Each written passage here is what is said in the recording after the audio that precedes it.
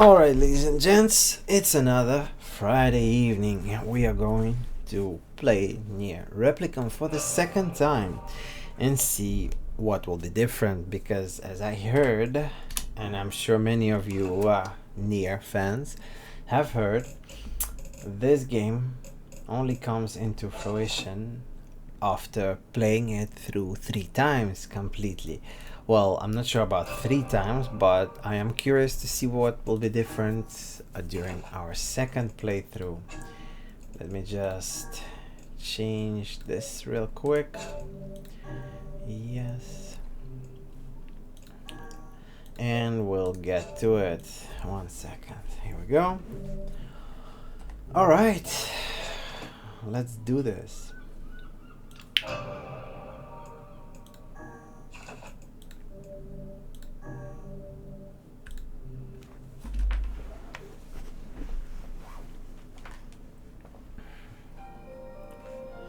Whenever I interacted with Kaine, I was reminded about something from my past. Maybe my mind has been confusing her with my sister this whole time. Anyway.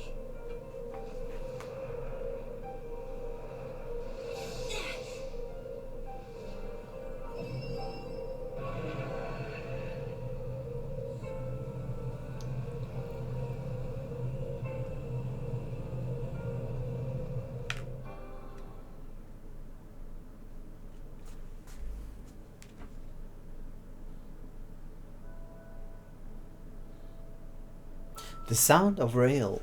Yeah, rail. Excuse me, I did not expect that I had to read again. The sound of rain filled the village. The steep cliffs that surrounded the area magnified sound, causing even the slightest drizzle to rattle like a thunderstorm. Thin wisps of smoke streamed from huts as the villagers huddled in their homes and waited out the rain. A single child, however, had braved the downpour and was now wandering slowly towards the woods, hawk-shaped weather vane at the center of town. The wanderer reached the vein, which has existed for as long as any could remember, and stared. The child face was simultaneously delicate and fierce, like a teacup that had survived a shipwreck. Those traits combined with pale white skin to give the face an almost sexless quality. If the beak turns east, I go home. If it says west, then I... The child blinked, rain slowly dripped down the young one's short hair and began its long descent to the ground. Come on, come on. The child felt a slight breeze and watched as the vein slowly creaked to life. Spinning this way and that for a moment, it finally settled, with the beak pointing firmly towards the east. East? Really? Before the vein could move again, a jagged rock came spinning and tumbling through the air, striking home against the child's head. The force of the blow dropped the child to the ground as the hail of stones began to fall all around. Oh no, they found me. A heartbreaking smile crept across the child's face as the stone continued their assault. Through the rain, the sound of multiple footsteps grew louder before a voice rang out. Yoo-hoo, Kaine. Man, I can never get her name right. The voice belonged to Dima, worst of all the bullies in the Ares. As Kaine struggled to stand, a final stone came skittering through the mud and bounced against her foot. Blood oozed from a cut above her eye and blurred her vision, but she could make out the shape of Dimo, and his usual gang of idiots.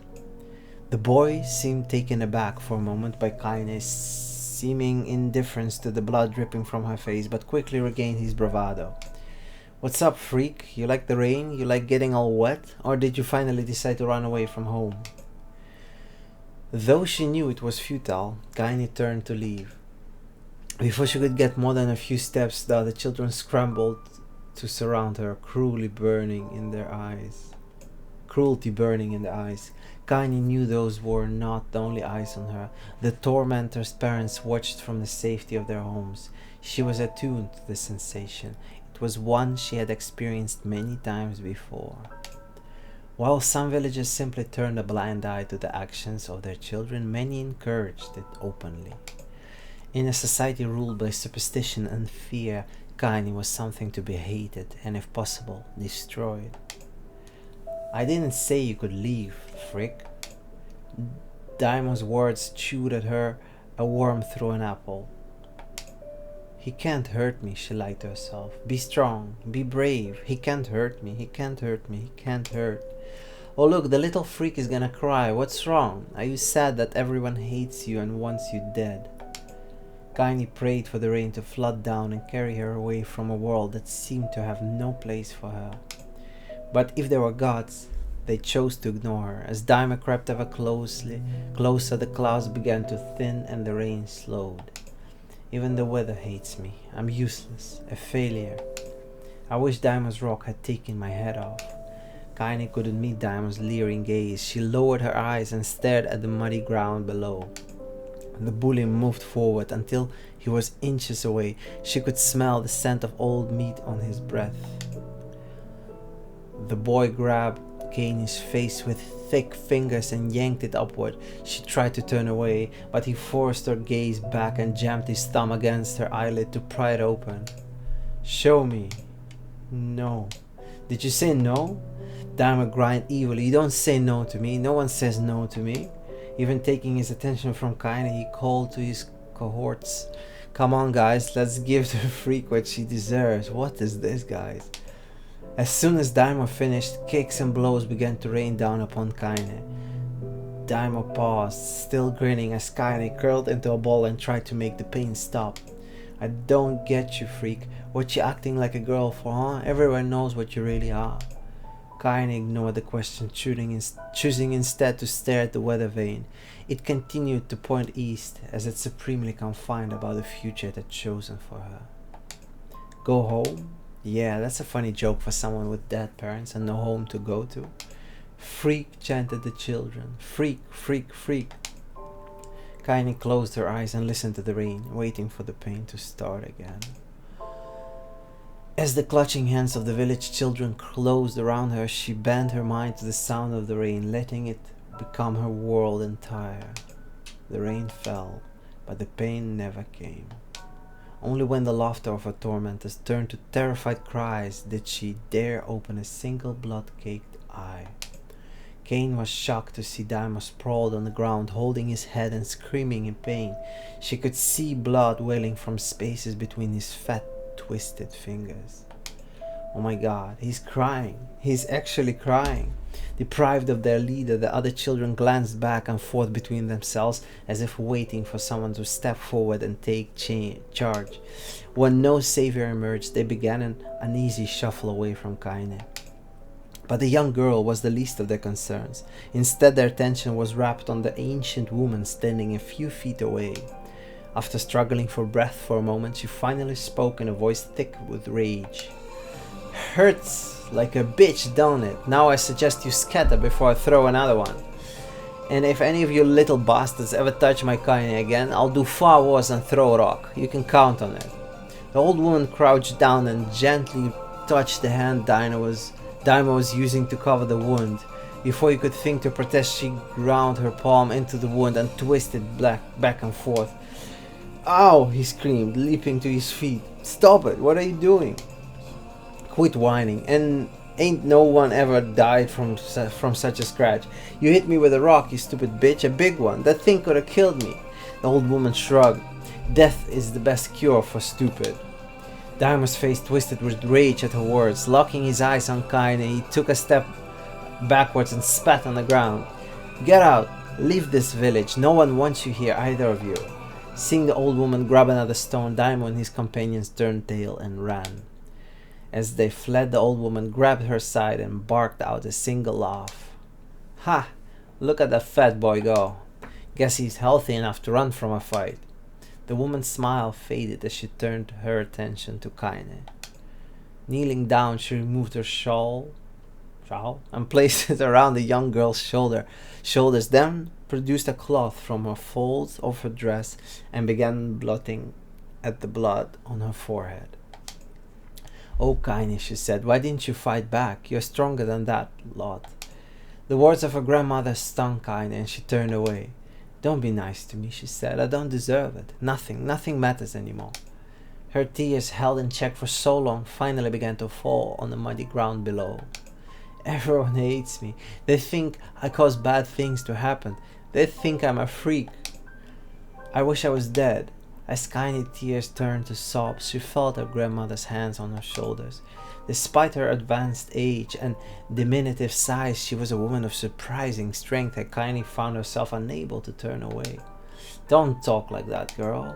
It's a river, wide and deep, that flows between the realms of this world and the next, and it grants no mercy to any that attempt the crossing. You got a duty to fight until your last breath. Understand?" The old woman tightened her grip and tried to still the tremors in her voice. "You know the pain of losing someone close to you, Kaine. You know because you survived it." As the words hit home, Kaine was struck by the force of her love for the old woman. As a young child, she didn't even know of her grandmother, but when her parents died, the woman quickly accepted her as her own. Grandma, as Kaine called her, was cunning, vulgar, and quick to violence, and the first few years together had not been easy. But with each year that passed, Kaine and her grandmother had grown closer. However, it was only now, sitting in the mud with tears and blood caking her face, that Kaine truly understood the depths of her affection. Here was a woman who had seen hard times, who had seen death, who had fought through all those things and somehow emerged on the other side.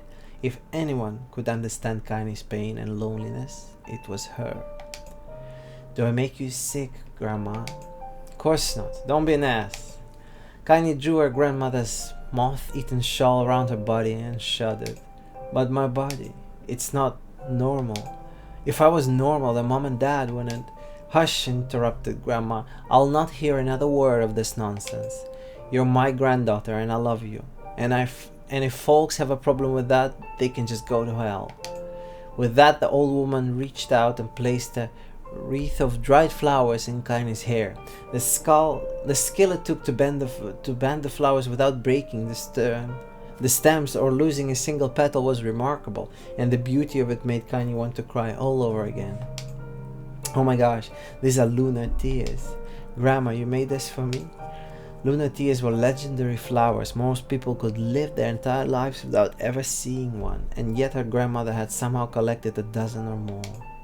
Kaine reached up and touched the wreath as she couldn't believe it was real. Wreath? Where did you find these?" "Just stumbled on them while I was out doing the shopping." The old woman turned away as she spoke, leading Kaine to suspect that the search had been more difficult than she was letting on. The pains she took to construct the ornament, let alone track down the flowers used in its construction, made Kaine's heart hurt. She reached up and gently adjusted the wreath. I don't know, guys. I don't know this word. Admiring the way it fell between her fingers. "Didn't quite turn out right," said her grandmother, and she squinted at it. "These old hands have trouble with delicate work, but it sure looks good on a pretty girl like you." Kaine blushed and turned away. You think I'm pretty? Course you are. What a foolish thing to say, I'm guessing. "Thank you, Grandma." Her grandmother smiled. "We're going to be fine, you and me," she said. "Long as we got each other, we'll be just fine." Kaine took her grandmother's hand in hers, and the two of them struggled to their feet. As they began the long walk home, Kaine gripped the hand with all her might, and as if trying to stop smoke from drifting away on the wind. The rain had stopped. Kaine stood beneath the weather vane, watching it spin in lazy circles, no longer caring about the direction it faced when it stopped. "I don't need to escape. I have a home now. Grandma loves me, and that's enough, even if it's us against the world." Kaine let her gaze drift up past the vane and into the cloudy sky. The last faint hints of a rainbow were slowly fading. As she turned and headed for home, the light scattered into a million particles and vanished, seemingly taken away on the breeze. Kaine's Dreams, Daily Life. Ooh, oh, I thought we're done, we're not done. In the distance, Kaine heard the steady sound of an axe striking wood. The noise had a purposeful quality to it, as if she was hearing a master woodsman go about his work. The firewood being produced, however, was as far from a work of art as could be. Pieces of every shape and size were being flung about the barren yard with wild abandon. Okay, I'm not sure if English is correct on all the counts here. Anyone trying to stack such wood would probably die of frustration before the job was through. Okay. Stupid piece of shit axe. Kaine's grandmother flailed away with the axe, filling the air with both splinters of wood and words that make the most hardened sailor blush. Grandma, called Kaine. That you, Kaine? Yelled the old woman, taking her eyes off the wood for a moment. Don't get too close or I might take your goddamn foot off by mistake. She brought the axe down on a piece of wood, sending chips flying in every direction. One spun past Kaine close enough for her to hear the whistle, at which point she decided to step back. Once she'd scuttled to a safe distance, she cupped her hands around her mouth and shouted, "Grandma! Do you need help? I can get you water or lunch or a new axe or something." The axe poised to strike another wobbly blow past the mid-air. The old woman considered her granddaughter's offer for a moment, then smiled. "Tell you what, since I'm doing such a piss-poor job of chopping, why don't you come here and take over so I can go get the water? Shades have been restless lately, and I don't want you running into one of them bastards." Relinquishing the axe, her grandmother picked up a long pole with wooden buckets on either end. Gathering water was by far the most difficult of the two jobs, but Kaine knew better than to complain. Once Grandma's mind was set, there was no changing it. Kaine did her best to help with chores, but Grandma took every task that required travel to the village. Though she had a long list of plausible excuses, Kaine knew the real reason. She didn't want her granddaughter to be taunted and harassed by the villagers. Once Kaine moved in, Grandma decided to take up residence a good distance from the area.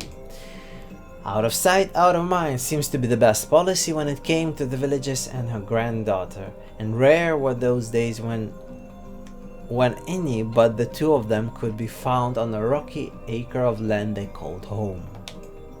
Kaine enjoyed the solitude, but heart bore a secret resentment that her grandmother was forced to spend her golden years in such a place. After watching her grandmother leave, Kaine turned her attention to the task at hand. She had never chopped wood before in her life and soon discovered why the old woman hated the chore. Swing after swing of the axe produced only a tiny crack in the wood, and when she finally managed to connect with a solid stroke, the tool embedded itself in the log and refused to budge. Frustrated, Kaine swung the axe around her head and threw it, log and all, across the yard. Damn it! Ah, crap! She suddenly understood the joy her grandmother felt in a good curse. Happier now, she picked up the axe, forced it from the wood, and resumed chopping. She had a natural skill with the blade, but the task was challenging. A blister soon began to form on her small pink hands. "This is tough, and my logs are all weird sizes." Spitting on her palms and ignoring the pain, Kaine redoubled her efforts. Just as she was developing a rhythm, Grandma returned from the village. Setting down her bucket with a small sigh, she took one look at the logs and coughed out a wheezy laugh. "Pretty clumsy girl, you better practice if you..." Her grandmother suddenly collapsed to her knees, causing one of the buckets to wobble precariously. Eyes wide, Kaine dropped her axe and ran to the grandma's side. "Grandma!" The old woman shook her head and pointed a trembling finger at the bucket. "Get the bucket. Can't let it spill." Kaine steadied the bucket with a foot and she kneeled by her grandmother. A small bit of water slooshed over the side and made a new home in the hem of her dress, but Kaine didn't notice. Grandma, what is happening?" Crazed with panic, she grabbed her grandmother by the shoulders and shook. After a moment, the woman lifted her arms and batted Kaine away. "Stop that. Just stop," she cried, breathing heavily. I ain't like I'm dying. It ain't like I'm dying. Just tired from the trip is all." Kaine desperately wanted to believe her, but one look at the old woman's shaking hands and worn face told her more than the words ever could. Her grandma had lived a long, hard life, and it seemed the bill was finally coming due. The time when her grandma watched over Kaine was ending, sooner than either of them had feared. The position would... Sooner than either of them had feared, the position would be reversed. These sentences, man. I don't know. I don't know. The next morning, Kaine came to the side of her grandmother's bed and took a wrinkled hand. Grandmother, you're sick and you need medicine. I'm going to the village. The old woman shook her head and tried to rise, but Kaine gently pushed her down. It's alright, she said. It'll be fine. Her grandmother fixed her with a gaze that could melt steel. After what seemed an eternity, she finally lowered her eyes and sighed. Well, I don't like it, goddammit, but I guess I should quit being so stubborn and let you grow up. The old woman watched as Kaine strapped on her boots and made her way down the road to the village. Hours later, as an unseen sun made its way across a dark and rainy sky, she was still watching. Kaine moved at a brisk pace, checking her pockets every few minutes to make sure the money her grandmother gave her was still there.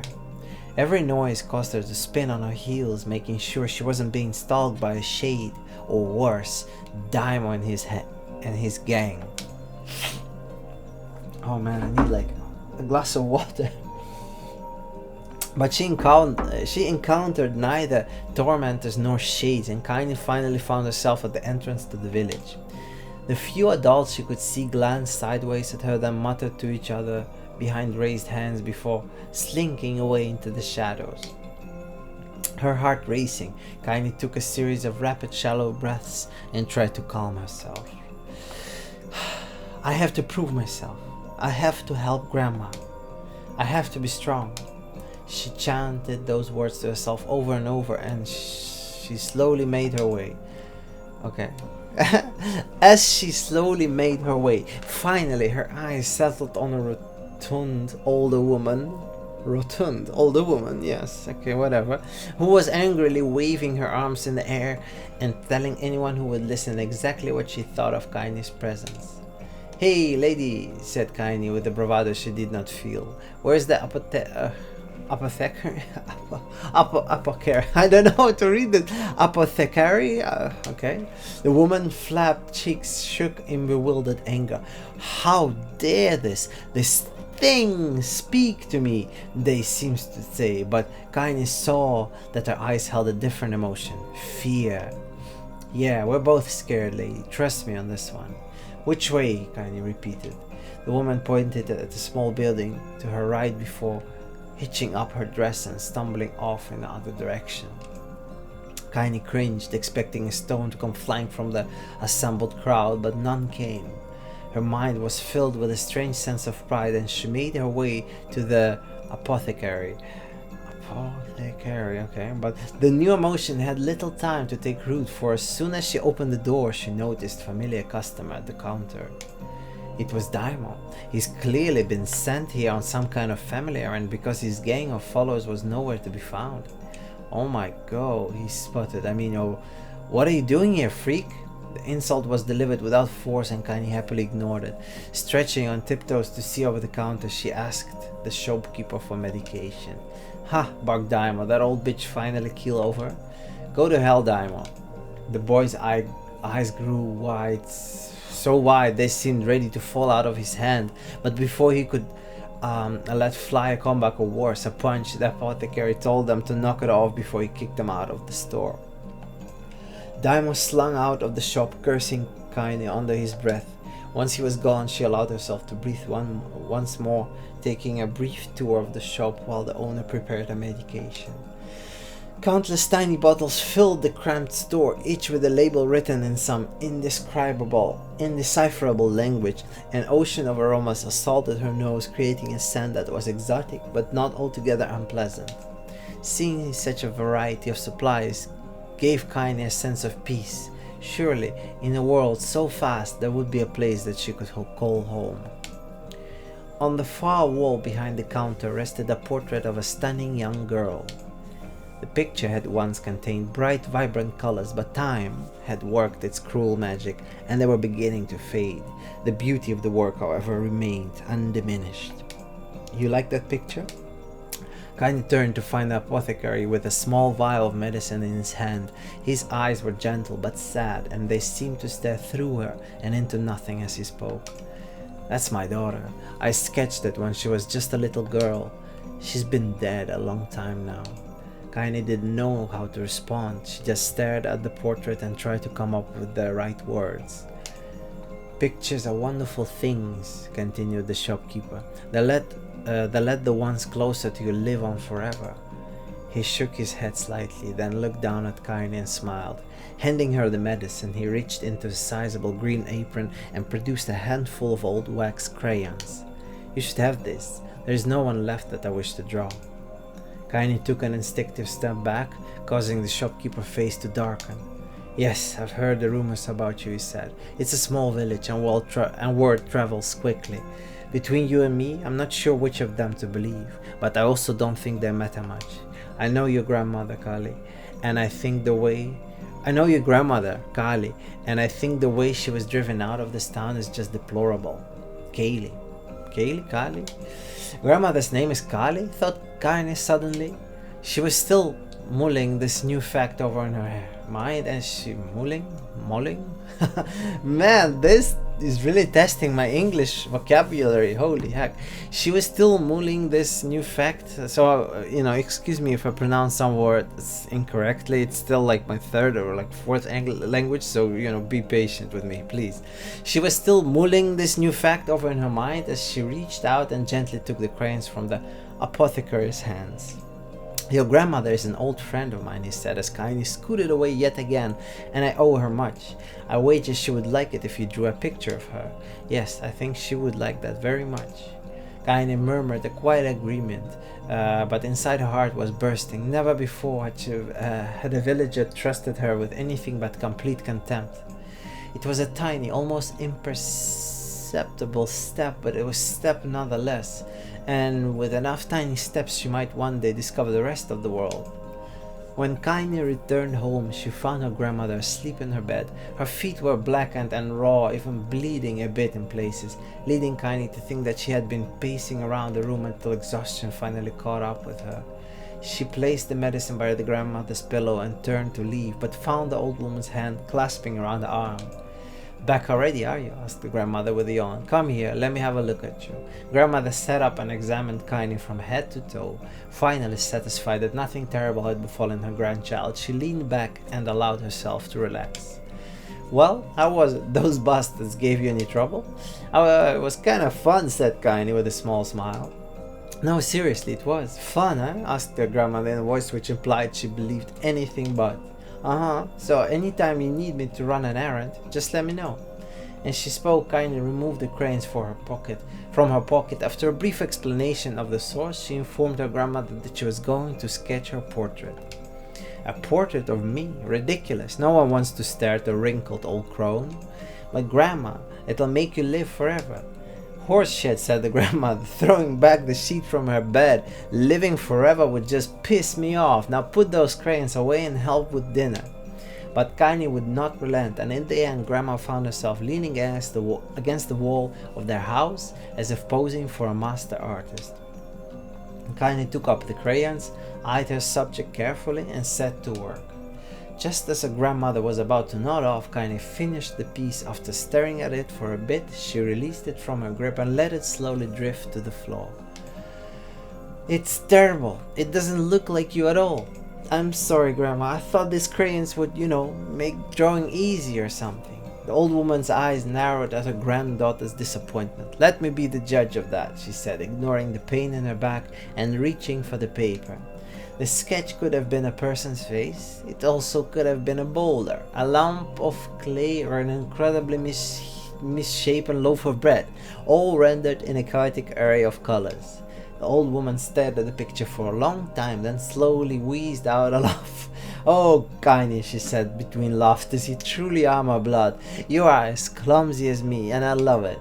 But hush, I won't hear any more bull about how ugly you think it is. It came from the heart, and I'll treasure it always.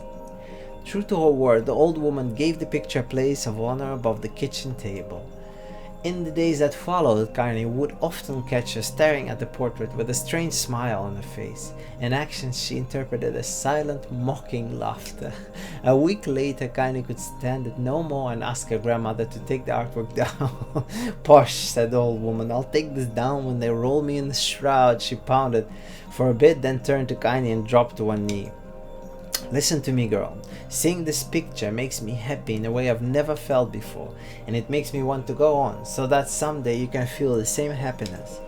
It was a moment that burned itself in Kaine's memories, a perfect blend of pride and love and joy that came together to form a lifelong remembrance. She swore to never forget this moment, to never forget the old woman who had made her place in the world possible. Time moves on. People and memories move in and out of life like ghosts passing through a hall. But this moment will be different, Kaine swore, because I will remember it forever. Forever. Kaine's dreams, separation. Holy heck, again? One more? Oh man. Oh wow, okay. Kaine listened to the sound of crackling firewood and stared at the black object on a plate. She'd been pushing it around the wooden disc for a good 10 minutes, ignoring the bemused stare of her grandmother. Finally, she summoned her courage and gave the object a brief sniff. A sharp, bitter scent flew up her nostrils and made it home there, causing her face to twist with disgust. Grandma, I can't believe you want me to eat a bug. The old woman threw some more wood under the cooking pot and snorted. It's no bug, you fool girl, it's a berry. Why the hell would I be feeding you bugs? Yeah, well, it sure looks like a bug, said Kaine, and I think it's burnt or something, because it smells terrible. With that, Kaine held her nose and threw the berry in her mouth, chewing as little as possible. Oh yeah, that is terrible, all right. Why, you little brat, laughed the old woman. Look at the sass on you. You've been spending too much time with me, and that's a fact. 5 years had passed since the moment when Kaine's grandmother saved her from the bullies. As it's often the way with two stubborn people, their relationship had grown in fits and starts, but moved forward all the same. Meals that used to be somber affairs were now filled with laughter and hurled abuse in equal measures. Kaine could not remember a time when she had been happier. As the years went by, Kaine started to shoulder more and more of the daily responsibilities. Her grandmother's leg grew weaker by the day, and she could no longer do many of the chores she used to take for granted. And so this morning found Kaine lacing up her work boots with a breakfast of burnt berry rolling through her belly. Where are you going today? Asked Grandma suddenly. Kaine looked up surprised. The old woman rarely asked her specifics anymore. Well, I was going to check on the calma trees and see if they were ripe. I thought we could make some jam or something. Oh, and I'm going to pick up some flagstones, so I need to take the wheelbarrow. Flagstones? What in the hell for? Kaine stared at her grandmother, then held out an arm and swept it around their home. Constructed most of cloth, rope, and rubble, the old place sagged like a boxer in the final round. Grandma, a dying cat could chew through this house. I'm going to build a stone wall so we can have some protection. The old woman laughed, exposing her toothless grin to the world. God damn, girl, if a bunch of thieves want to ransack this old place, let them come. We got nothing worth stealing anyway. I'm not worried about thieves, I'm worried about shades. People saw one west of the village yesterday. The old woman tilted her head and stared at her granddaughter. Well, shoot, I don't know why you have to do it today. We can worry about it some other... Grandma, no. If I don't go to the calma trees, we won't eat tonight, you know that. A confused expression passed across the old woman's face, and for a moment she was a small child lost at a carnival. Yes, she said after a bit. Yes, of course, you're right. I'm sorry, Kaine. Lately it seemed my mind is... She didn't finish the thought, instead walking over to her nightstand and gently taking the wreath of lunar tears from the drawer. The flower's petals had aged to a brilliant whiteness, and Kaine thought it was more beautiful now than the day she first received it. You're gonna be a true woman soon, Grandma said as she placed the flowers on the girl's hair. So that means less chatter about shades and building defensive walls and more talk about how beautiful you've become.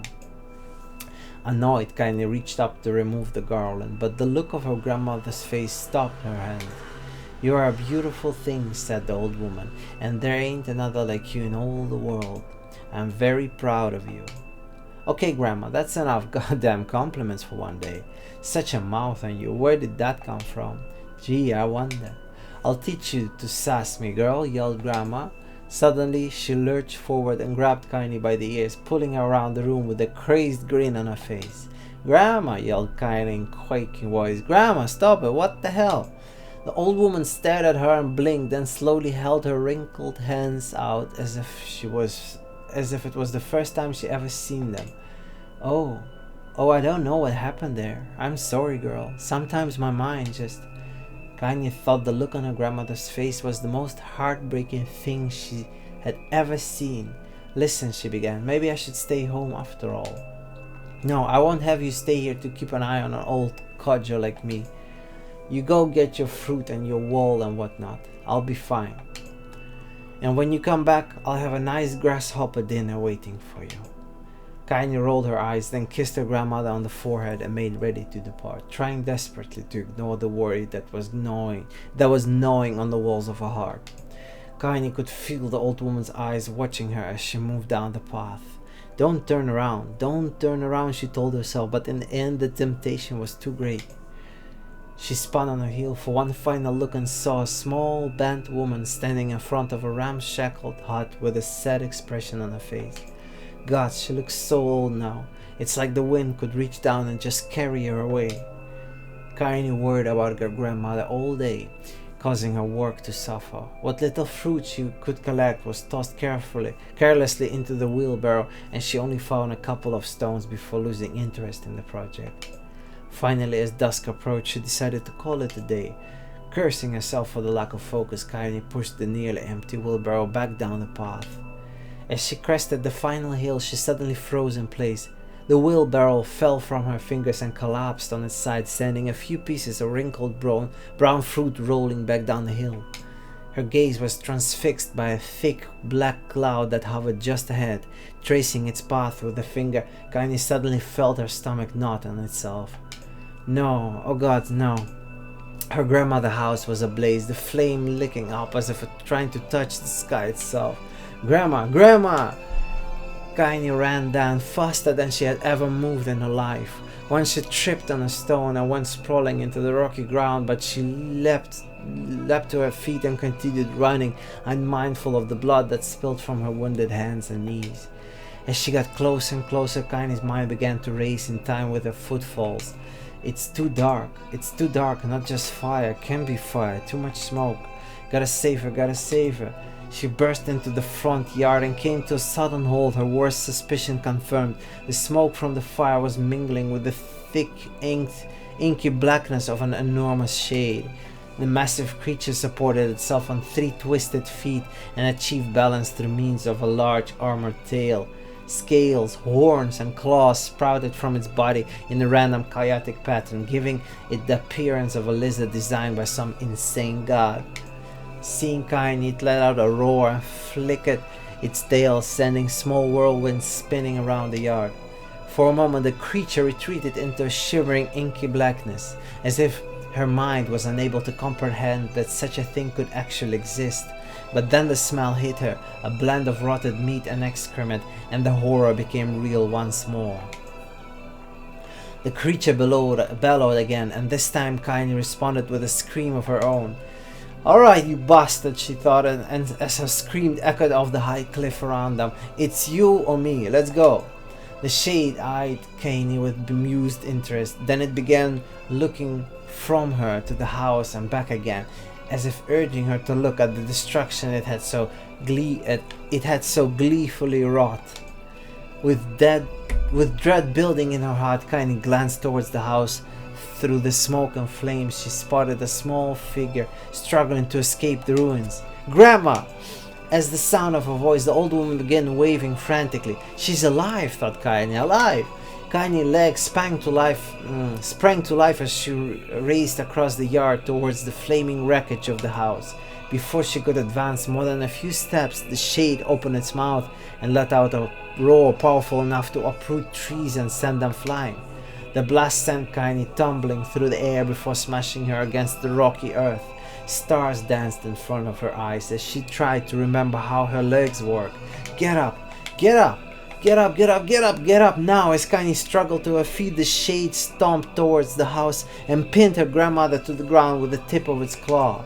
The old woman struggled to move the claw from her stomach, but she might well have been pushing a mountain. She coughed briefly, sending a small spray of blood into the air, then collapsed to the ground, her energy spent. Kaine lurched to her feet only to fall back to earth with a gasp. Her ankles were on fire, one or both of them were surely broken. Ignoring the pain that screamed through her body, she began dragging herself across the ground, leaving a drunken trail of dust and blood in her wake. Grandma, hold on, just a little longer. Her grandmother's face was turning blue, her eyes rolling back until only the whites were exposed. Kaine pulled herself across the ground with maddening slowness, the distance seeming to increase with every second that passed.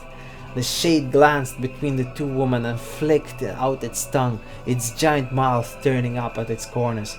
Short, panting breath belched from somewhere deep inside its core. Bastard, laughing at us! She had no idea how such a mindless creature could experience emotion, but there could be no doubt the shade was taking joy in their suffering. Yeah, I see your plan. The shade moved its claws slightly, allowing Grandma to breathe again. It was clearly keeping her alive, only to snuff out her life when Kaine was close enough to touch her. I'm gonna kill this bastard. Summoning all her strength, Kaine rose to her feet. There was a sickening snap from her right ankle as the foot twisted backwards, but she forced it from her mind and began to hobble towards the monster. Pulling a small knife from the pouch of her waist, she leapt on the foot that pinned her grandmother and plunged the weapon deep. Give her back, she screamed. Give her back to me. It was like stabbing a rock. After a few swipes, the knife broke at the hilt with a dull snap. The shade panted laughter again, then raised its tail and sent it rushing through the air towards the young girl that was latched to its foot. Kaine never had a chance. The tail struck her square in the chest and sent her crashing into the burning wreckage of the home. As she laid on the ground with blood pouring from multiple wounds, a small, weak voice spoke up. Kaine? Kaine's vision blurred, but she forced herself to focus on the ground. Finally her eyes cleared enough for her to make out her grandmother's hand reaching out to her through the smoke. Grandma! Kaine, you gotta run. You can't beat this one. You can't best this one. Kaine grabbed the hand and held on with all her strength. Grandma, come on, we have to go. The old woman coughed loudly. One of her hands, slick with blood, slipped from Kaine's grasp and thumped to the ground below. Grandma, no. No. I said run, goddammit. You have to live. You have to get through.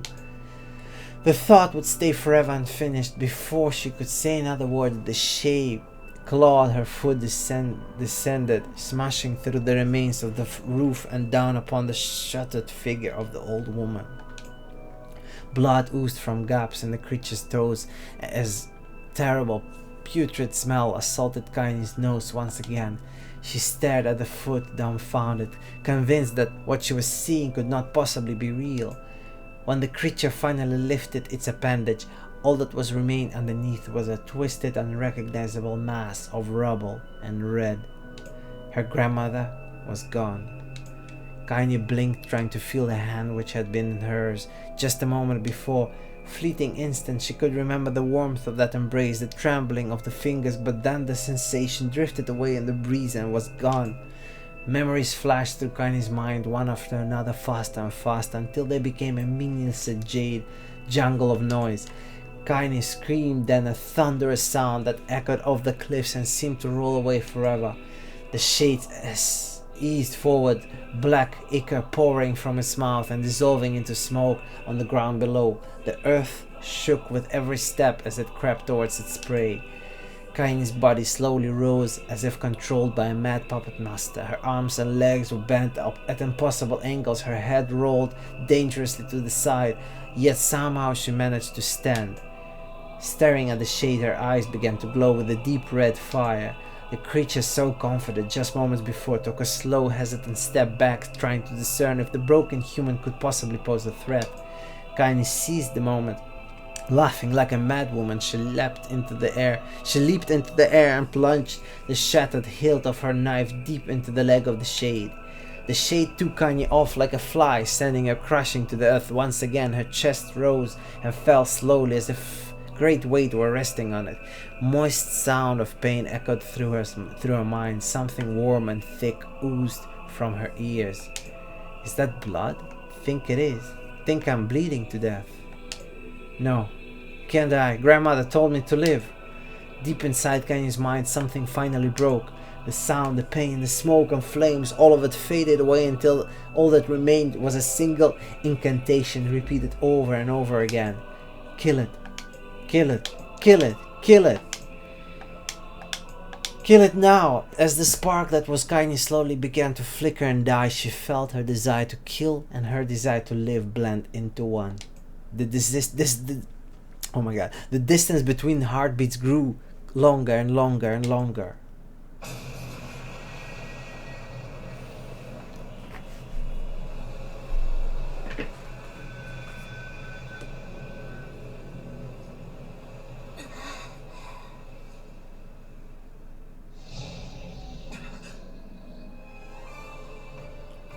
The beast approaches.